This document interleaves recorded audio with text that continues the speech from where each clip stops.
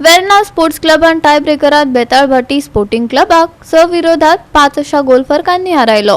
वेर्ना पंगडान VM Salgaocar memorial इन्व्हिटेशनल football सर्तीचे quarter फायनलीत सुवात मेळयली. सेंट जॉन द बाप्टिस्ट दांडो खेळा मळार ही सर्त रंगली.